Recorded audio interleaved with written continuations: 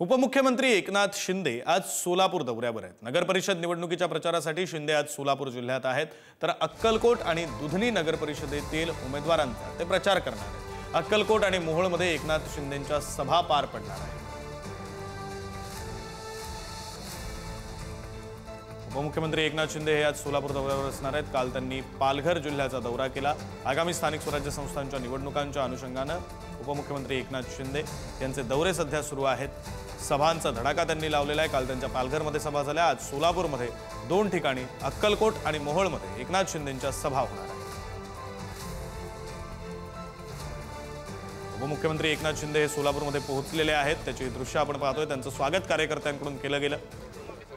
ही live दृश्य थेट प्रक्षेपण आपण पुढारी न्यूजच्या टीव्ही स्क्रीनवर पाहतोय। सोलापूरमधून उपमुख्यमंत्री एकनाथ शिंदे आपल्या उमेदवारांच्या प्रचारासाठी म्हणून सोलापूरमध्ये पोहोचलेले आहेत।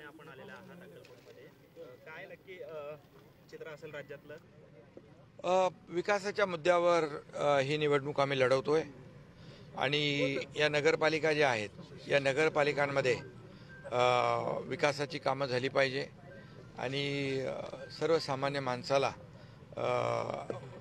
खऱ्या अर्थाने ज्या काही सोयीसुविधा मूलभूत सोयीसुविधा मिळाल्या पाहिजेत ही भूमिका शिवसेनेची राहिलेली आहे। आणि म्हणून आपण विधानसभेच्या निवडणुकांमध्ये देखील पाहिलं की 2.5 वर्ष जे मुख्यमंत्री पदाचा माझा कार्यकाळ होता त्यामध्ये आपण विकासालाच प्राधान्य दिलं।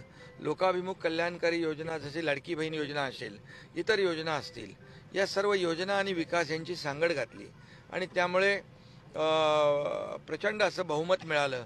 आणि यामध्ये प्रधानमंत्री मोदी साहेबांनी देखील शेतकरी सन्मान योजना सुरू केली। आम्ही नमो शेतकरी सन्मान योजना केली, पीक विमा योजना की शेतकऱ्यांसाठी देखील आपण लाडक्या बहिणींसाठी, ज्येष्ठांसाठी, सगळ्यांसाठी, समाजातल्या प्रत्येक घटकासाठी आपण योजना केल्या आणि दुसरीकडे विकासाला चालना दिली।